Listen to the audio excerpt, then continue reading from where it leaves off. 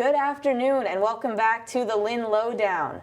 I'm Danny Vittori, and this week we have Paul Coombs, one of the organizers of the Fun N Flea Day at Goldfish Pond, and also the chairperson of the Flea Market Committee. Correct, yep. Got that right. But thanks for coming on the show. Oh, you're welcome, Danny. Glad to be here. Of course. So maybe start just by telling us a little bit about it, like Fun N Flea Day, what is it? It actually started the same time as the Goldfish Pond Association as mostly a fundraising mechanism because the organization had no money. And it comprised of a neighborhood flea market. It did pretty well from the very beginning, became very popular. So here we are, this is our 42nd annual flea market. We've missed a couple years. One year the pond was in very bad shape, pollution, and we were concerned for safety reasons. And of course, during the pandemic, we canceled it in 2020. But we're back again, and we're hope to continue this for the foreseeable future. Yeah, great. And do you know how many vendors or people or organizations you have involved? Generally, it's from 40 to 60. Wow. It varies every year, mostly I think due to the weather. If it's kind of stormy, obviously we have a few less people. And even if it's really hot, a few less people may come out as well. And the event's at Goldfish Pond? Goldfish Pond, yep. And when is the event? It's always the Saturday after Labor Day. Okay. So this year it's Saturday, September 10th. It officially starts at 9 a.m. and we wrap up around 3.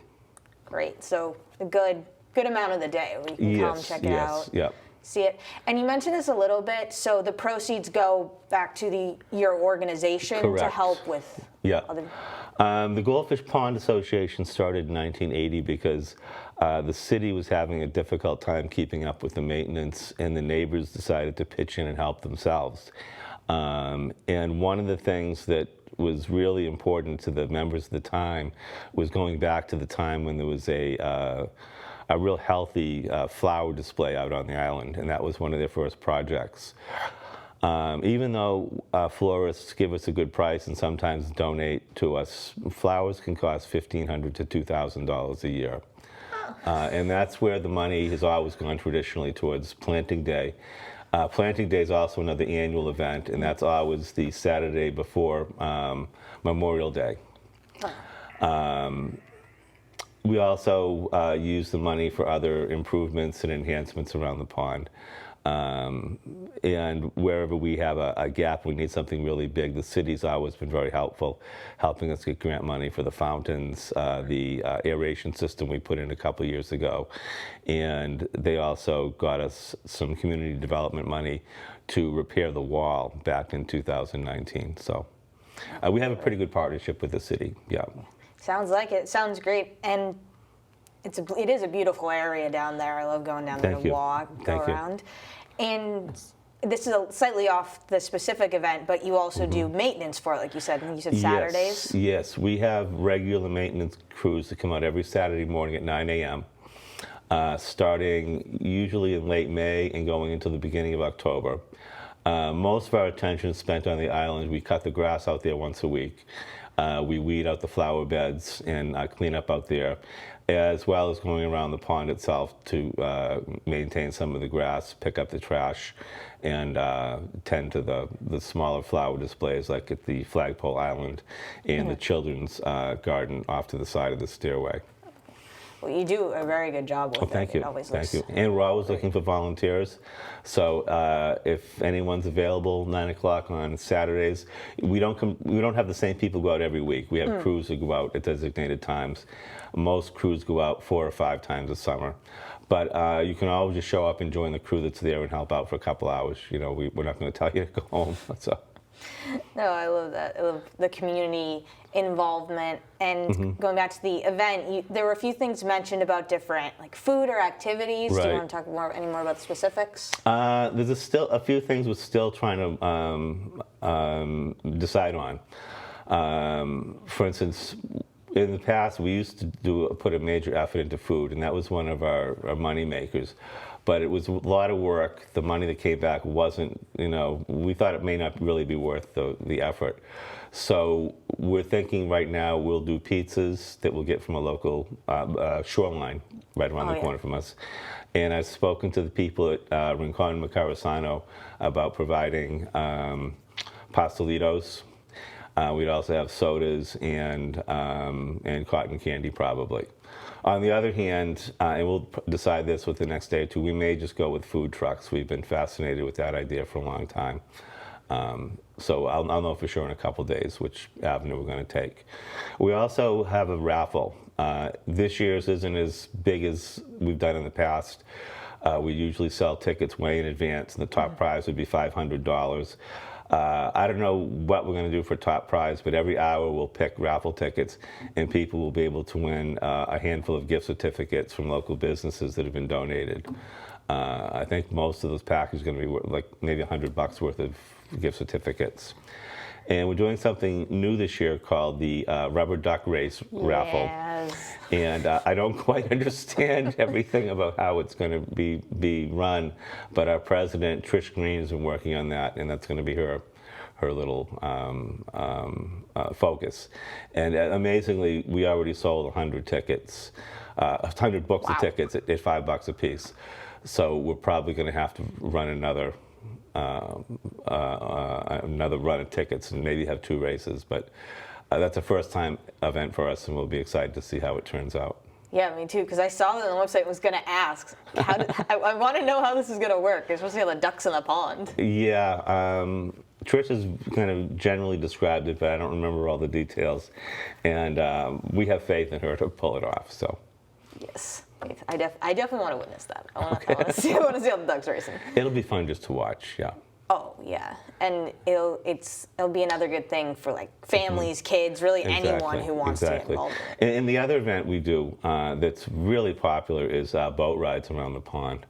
We do it in rowboats, and we usually charge $1.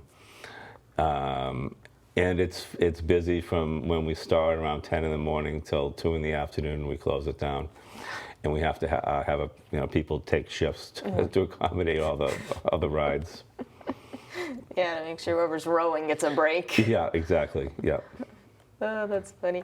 And I will ask you a little bit, like, how did you get involved in the organization itself? It's funny. I always thought about, I should do it, and I just wasn't really until I walked by one day. I was just going to the store, I had nothing to do, and the president at the time, Jack Garrity, said, "Why don't you pick up a rake and help out?" And I did. And then I got slowly pulled further and further into the organization, and I actually was president for 5 years, and that was awesome. a very busy job. And that's one of the reasons why I'm so willing to help out this year as a volunteer, because I know how much the current president has been, how much time she's been putting in to keep things running. So. Yeah, I can only imagine. And you said you're fairly new in terms of nonprofit status too, so that must be a whole other. Yes, we debated for years whether to officially become a 501c3 organization with tax-deductible contributions and all that, and we finally did go through with that process in 2019. We are officially the Goldfish Pond Association Incorporated, and we are a designated 501c3 charity by the IRS. So. Oh, that's great. That's awesome. Yep. And what's your role within the association now? You said you were president. Yeah, I'm just a volunteer now. So, and that was the 5 years were fun, but I needed to get a little bit of a break. So, someone else can do this. Someone else can do it for a little while. Yeah. Just hand off the reins a little. And anyone can volunteer with the organization. Absolutely. If they want to? We have no restrictions. You don't have to live in the neighborhood. We have a few people who were members, they moved out of town. We didn't kick them out or anything. They still come by. And we're absolutely always looking to welcome new members and volunteers. And it's not a closed clique. New people come in all the time, and they very quickly become part of the family. And that's one of the things I like about the organization. And also, our philosophy is, I think, important to get. Is some people might be under the impression that we're just doing this for our own neighborhood to make it look good, but we're really doing this for everybody, for the whole city. Yeah. You know, we're trying to show pride in a resource and a willingness to take care of it, and hopefully inspire other people to start neighborhood organizations and do the same kind of things. And we do have, you know, we're willing to help out if an organization wants to talk to some of our offices or more experienced people about how to set up an organization. We'd be happy to help with that. So that's great. Very much leading by example there. Right. Yep. Which I love that. And I guess the final question would be, why do you think this specific event you're having a week from Saturday is important? Well, for the same reason we decided not to kill it off. We have other fundraising mechanisms now that we're official nonprofit. The event itself can be a lot of work, and we were starting to think maybe it's not worth the time we put in. But more importantly, we all think, and we talked about this at our last membership meeting, that it's a good event for the neighborhood. It's kind of a tradition.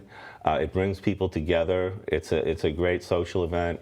And there are some people, the only time I see them every year at the annual flea market, so that's another compelling reason to continue it. Annual time to catch up with people. Yes, exactly, yeah.